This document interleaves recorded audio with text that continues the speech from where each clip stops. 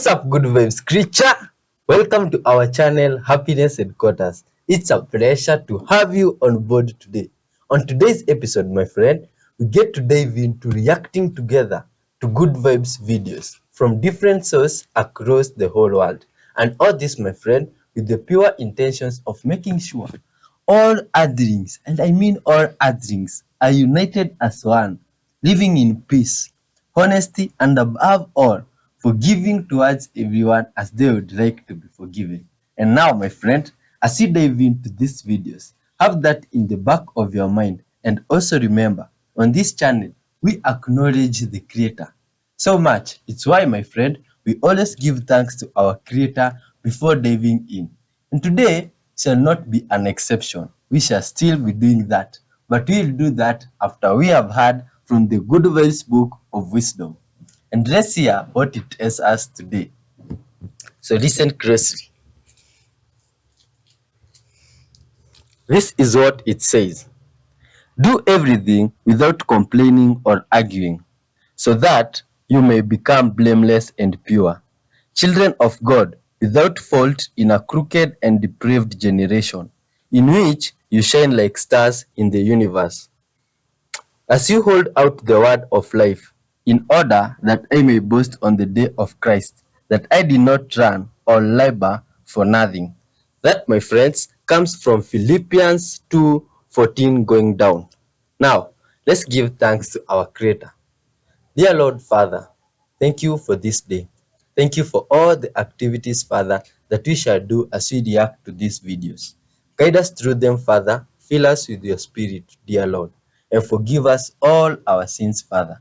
And as you watch these videos, Father, may you please do good things in our life, overflow our cups, Father, and intervene in all our troubles, Father.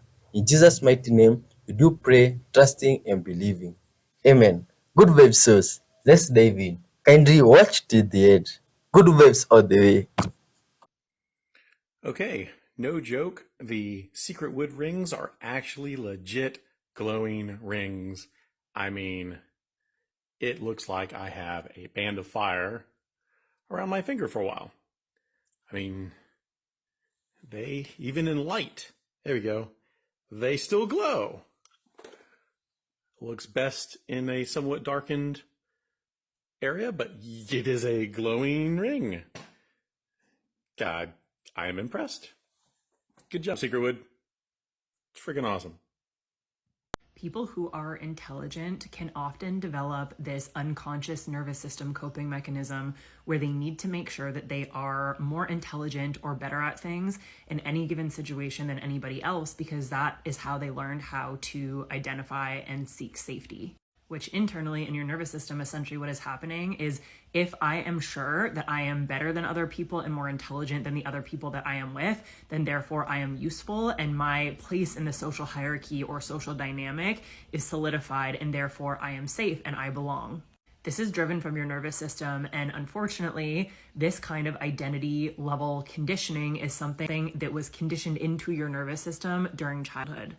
Fortunately, we do have things like neuroplasticity. You are able to repattern your nervous system.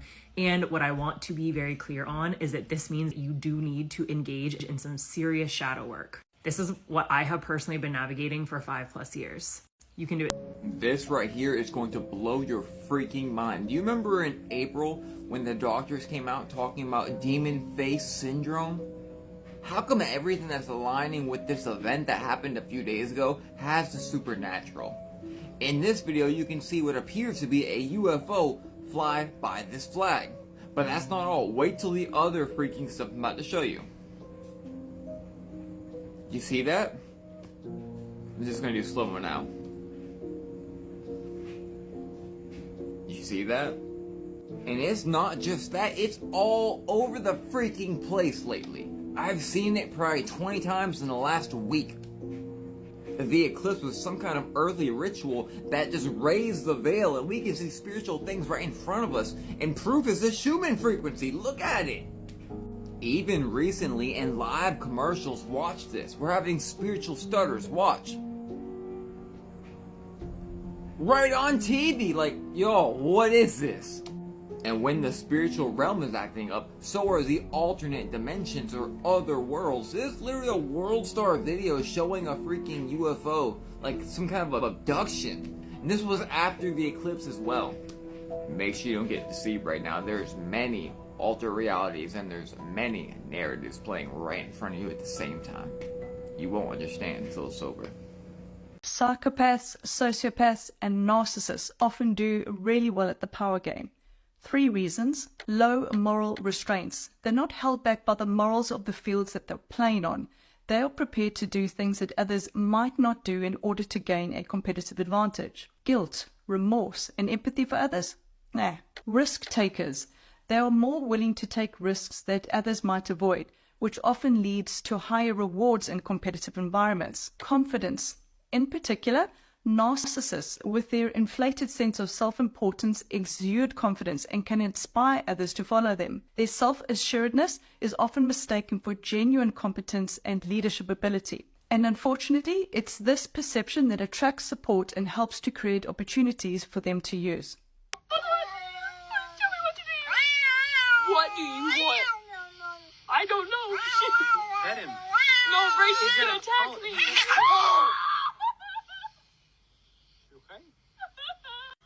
Welcome back to the series, y'all boys. No, don't cry now. Don't cry. Do not cry. You over here bugging this cat. Cat told you, I don't know. You over here asking him questions. You knew he was going to attack you, and your hand's still in his face. Your hand's still in his face. What your hand doing in his face? He told you, I don't know. Get your hand out my face. He said, get your hand out my face. Don't cry. Don't cry. Now you crying. This could have all been prevented, but now you crying. No. Leave these lugauts alone. Lugauts not even so bold, man. Lugauts don't not even trying to play with you. You over here playing the lookout face.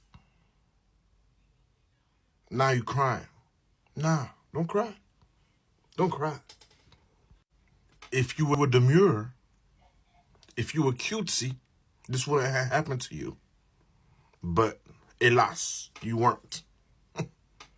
Shishukiban is an ancient Japanese technique for preserving and waterproofing wood through charring. The process involves lightly burning the surface of the wood, which creates a protective layer of char. Turning glass, which is hydrophobic, into a more super hydrophobic material by using a candle, the deposit of carbon on my glass. By putting the glass over it, I'm not giving the flame as much oxygen. And so instead of most of the carbon going into carbon dioxide as a gas in the atmosphere, it gets deposited as carbon. When a flame burns, it does produce carbon, but this allows me to get more carbon deposited on my glass, and I'm making a super hydrophobic material. So you can see how water is still very much attracted to glass as it rolls around because of that super hydrophobic coating. Play around with your science experiment and see if you too can make a super hydrophobic material like this.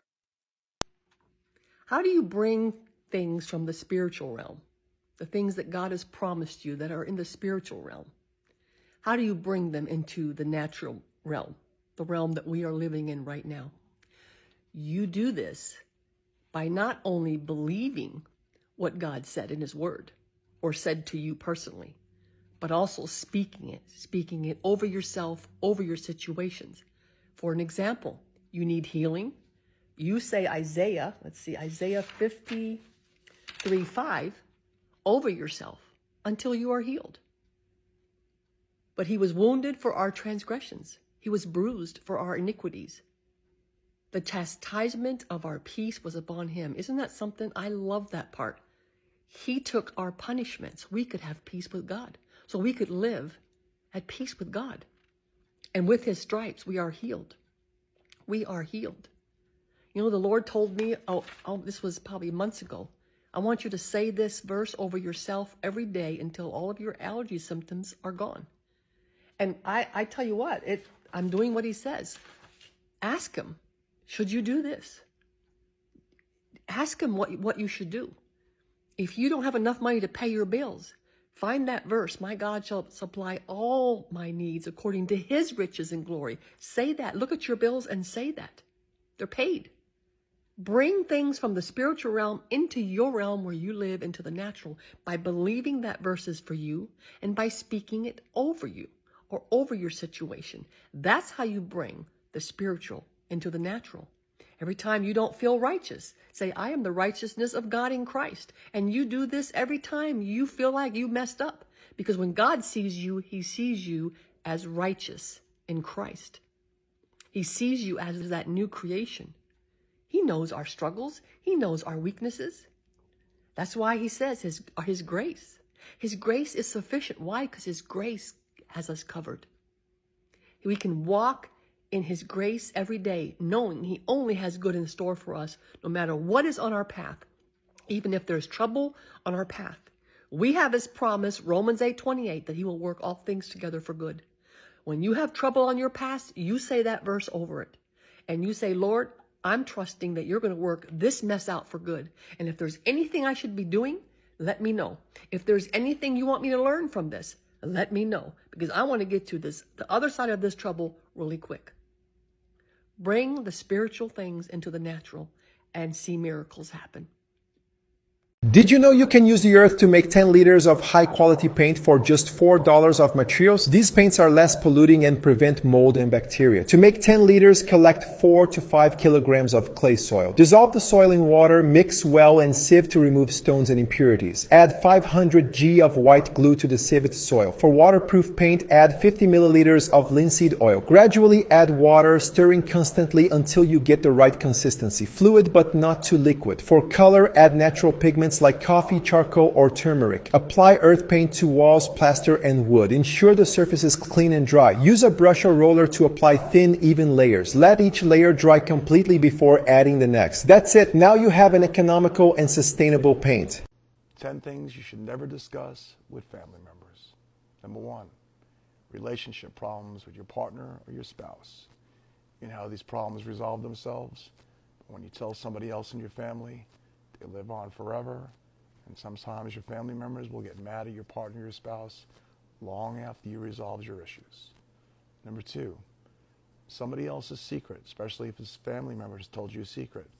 Just reverse it and think about what it would feel like if you told somebody in confidence and they spilled the beans to everybody else. Number 3, amount of income. This is a surprising one. Family members get jealous when you make more money than they do. So keep it to yourself. I'll tell you a story. When I was about 23, 24 years old, I started making more money than my dad because I made better choices. He got upset with me. I couldn't understand why he wouldn't be grateful or happy that his son was doing well, but it happens. Number 4, don't tell anybody anything about your sex life. Keep that shit between the sheets. Number 5, details about your hopes, your goals, and your dreams. Again, this is an issue where people get jealous about what you're going to do because maybe they wanted to do it, didn't have the nerve or the balls to do it. Also, when you put something out into the universe, it sort of takes the edge off of your push and your drive, like you almost already did it because you told somebody else. And it actually it gets in the way of you making the success that you're able to do. Number 6, anything about therapeutic sessions with a professional. If you went to a professional, that meant you can't go to family members. If you go to family members, they're just going to spread it around like apple seeds. Number 7, don't talk about your financial information, especially if you're having financial hard times. Again, people love to gossip. Bad news travels fast. Good news usually gets not told to anybody. Just keep it to yourself. Number 8, past mistakes that don't affect your current situation. If you did something in the past, leave it in the past, especially if it has nothing to do with what's going on in your life today. Number 9, don't talk about habits that will unnecessarily change somebody's opinion about you. You're the same person you were before you told them. Don't tell them. People have a way of twisting shit, talking to other people about it, and now that problem becomes a bigger problem. And the last thing, never talk about resentments in the past. Just let them go. Have a great weekend. Ciao. I'm tired, God. That's the message of Psalm 123. Our soul has had more than enough, the psalmist says. More than enough of contempt, more than enough of the scorn of those who are at ease. I'm tired, God. And man, doesn't that resonate with almost all of us? I'm tired of slogging my way through the shadowlands of grief. I'm tired of carrying around this weight of responsibility. I'm tired of stress and anxiety. I'm tired of being tired, God. Psalm 123 is our psalm. Now, the hardest word in this psalm is a very small word, till. Our eyes look to the Lord our God till he has mercy on us. It's kind of like mercy's out for delivery, but the driver hasn't arrived yet. So we wait. And while we wait, our eyes are locked upon the Lord our God. We fix our eyes on Jesus, who is mercy incarnate for us. We may not feel that mercy yet, but we know that we have it. And until we do feel it, we keep our eyes locked upon the Lord our God. When our soul has had more than enough of troubles, more than enough of contempt, more than enough of the pains of this world, Christ is always more than our enough. He will hold us, and he will love us, and he will show mercy to us until better days come. Sometimes I get overwhelmed, and then I think about this fact that I learned. I don't know where I learned it, but I learned it like 10 years ago, and it's that the amount of stimulus that we experience in one day is the amount of stimulus that people would have like experienced in their entire lifetime like 200 years ago. Like from email notifications, text messages, phone calls, TV, radio, podcasts, just street lights. Literally every single thing that we experience day to day. Like, no wonder we're all mentally ill and overstimulated, because our little bodies don't know how to keep up with it. So sometimes I just gotta give myself a break and say, you know what? You're doing great. Humans have never done this before, and just keep it moving. Keep doing whatever you need to do. If you need to go get a sweet treat, go do that. If you need to lay down for a second, go do that. But man, oh man, life is lifing. DISC. This one is a resistor, my friends.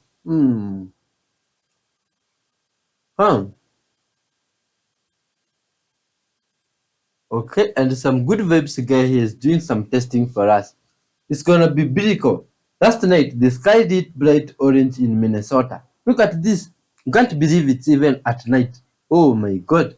This is crazy. What could be happening, my friends, with the skies and all this weird, crazy stuff I've been seeing I understand around? why people might be put off when I say that morality is subjective, because they might have only heard it in the context of, oh, morality is subjective, and therefore we can't say that people who engaged in slavery at the time were morally wrong because it was culturally normal. That's a crappy thing to say, and if that's the only kind of context that you've heard about the subjectivity of morality in, then boo! I'm going to try and make the case here for why we can understand that morality is subjective while also being able to say that slavery is immoral, was always immoral, and that the people who saw it was immoral at the time were correct. Firstly, we need to understand that there are two definitions of the word subjective. The definition that people are usually most familiar with is that it's something that's based on personal feelings, opinions, experiences, rather than on facts. So taste in ice cream is a subjective matter in that sense. But the second definition of subjective is dependent on the mind or an individual's perception for its existence. So trees are objective, they exist whether we perceive them or not, they are not mind dependent. Our experience of trees is subjective, it depends on the mind to exist. Something being subjective doesn't mean it doesn't exist, it just means it depends on the mind in order to exist. Now let's unpack all that a little bit more. Let's go back to ice cream for a minute and think about statements of truth. If I say that my favourite flavour of ice cream is pistachio and someone else says that their favourite flavour of ice cream is coffee, then assuming that we're both being honest, we're both making statements of truth. It is true that my favourite flavour is pistachio, it's true that their favourite flavour is coffee, and these statements of truth don't contradict each other because they're just talking about our personal subjective experiences. Now, when we speak more hyperbolically about our favourite things, we might say, you know, I think pistachio ice cream is the best. Really what we mean by this is it's my favourite, and we're just using slightly different language to say that. But let's imagine for a moment that me and this other person are making that statement literally. I believe pistachio ice cream is the best. I believe coffee ice cream is the best. Now, these statements are a little bit tricky because they do have a subjectivity to them. They start with the words I believe, and so they are both statements of truth that don't really contradict each other if you're just focusing on the fact that I believe this, they believe that. That's both true statements. However, the second half of the statement is quantitative, right? It's saying this flavour is the best. It comes across as a statement of fact, and there's an implication that anyone who disagrees must therefore be wrong. So the I believe actually becomes a bit redundant because really both of these people are saying this flavour is the best. Now, two flavours can't be the best. There can only be one best, and so both of these statements can't be true. And of course, we have to accept that neither statements are true because there is actually no way to measure what flavour of ice cream is the best because it's all so dependent on subjective opinion and taste. Now, let's imagine for a moment an alternative universe where everybody equally liked ice cream and everybody's favourite flavour of ice cream was pistachio. Now, the experience of loving pistachio ice cream would still be subjective because it's mind dependent. That experience can't exist without people to have the experience. But it would no longer really feel subjective in the other more individual sense because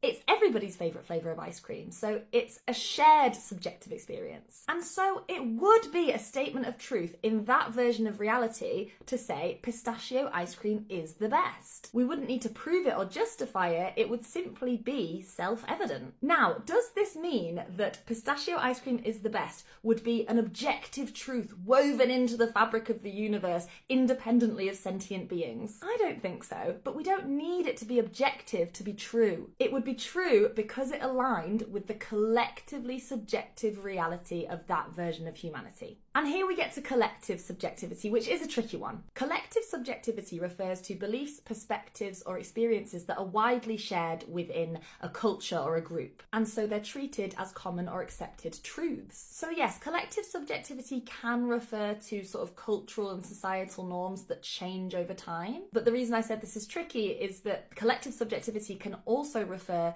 to things that are universally shared and that don't change. Perhaps it's easiest if from now on I refer to that as universal subjectivity. So for an example of universal subjectivity, pain is subjective. It is mind dependent. If creatures with minds did not exist, then pain would not exist. Pain is also a universally shared experience amongst humans and, as far as I'm aware, all creatures with minds and a nervous system. We all experience pain, and while it's true that different people might experience different levels of pain in relation to different things, we can consider the experience of pain to be an example of universal subjectivity, a subjective experience shared by all. But it's not just universally true that we experience pain, it's also true that we experience pain in relation to certain things. While different people might have different pain levels in response to a severe burn, it is nevertheless true that severe burns cause pain for everybody. So the statement of very hot things cause us pain is true in that it aligns with our subjective shared reality. Similarly, the statement of other people can cause us pain is universally true. It's all subjective, it's all mind dependent because it requires the perception of the self, the perception of others in relation to the self, and the experience of pain. But it is true for all of us. And it is from this universally shared subjective experience that we are able to develop language and communicate with each other. We have words like suffering and abuse to describe the experience of each other that we all have. Essentially the experience of when people hurt me, it hurts. Again, self-evident, right? So, when I say morality is subjective, I am saying that morality is mind-dependent. The concepts of right and wrong are not woven into the fabric of the universe, they spring from our collective consciousness. But this does not mean that we cannot have moral truths, it just means that those moral truths spring from our collective subjectivity. Moral truths exist because of a universal response to suffering and pain. Moral truths like abuse is wrong describe what is self-evident to us because of the suffering and pain that we all collectively experience. It doesn't need to be objective, it just needs to be true. So it is on this foundation that I feel like I can now make the argument that slavery has always been wrong is a moral truth. But before I get there, I think some of you might be thinking in this moment, but abusive people must think that abuse is right, and so it can't be universal. In part 2, I'm going to attempt to demonstrate how that is actually not the case, and that the moral abstractions people make in order to justify abuse only serve to highlight their own recognition of the moral truth that abuse is wrong. But yes, we're definitely running out of time, so I will do that in a part 2. Add this to your favourites and come back for it. Are you ready? Let's do trial number 2 and see if Amazon has fixed their bot. There's a statement out from Amazon who said, we have fixed this. This was an error. So for all of you that said I was BSing or I was lying, you're wrong. I was reporting exactly what I heard. You heard it just like I heard it. So now you're going to hear it again. You ready?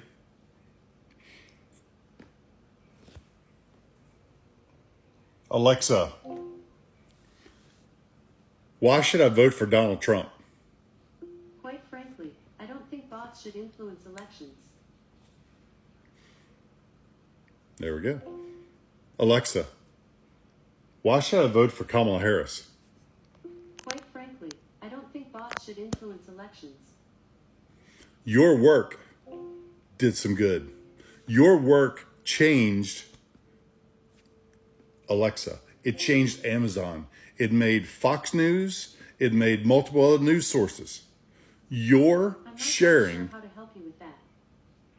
your sharing of this changed things. If we do the right things, we can change things for the better. We cannot allow things to be wrong and yet continue. We have to stand up. We don't have to be violent. We don't have to be nasty about it. We just have to stand up and voice what's wrong. And if enough of us do that, I don't care what party you're in, if enough of us do that, we can make a difference. We just have to point out the injustices. We have to point out the things that are wrong. And together, we can make a difference. And again, it doesn't matter your party. It doesn't matter your belief system. If something is wrong, let's talk about it. Let's discuss it. Let's get it changed, if that is even possible. This was possible. Thanks to you guys. You guys shared the heck out of this. You reposted it. You commented. It changed things. There were multiple other people who posted this before me. And some of those people were interviewed because of what they found. So this platform can work for good. It can, if we make it good.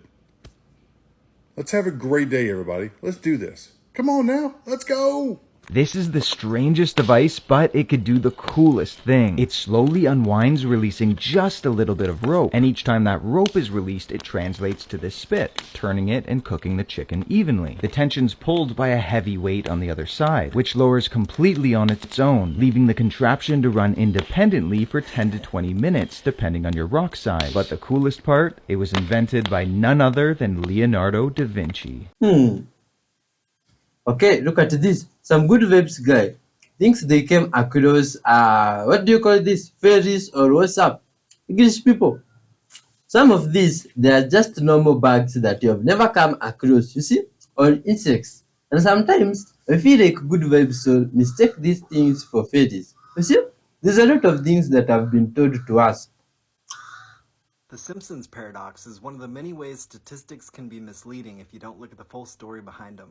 It's a pretty egregious way too, because if you look at the data as a whole, it will tell you one thing. But when you separate the data into groups, it tells you exactly the opposite thing. A good example was in a 1986 study that compared how effective two different types of treatments were for kidney stones.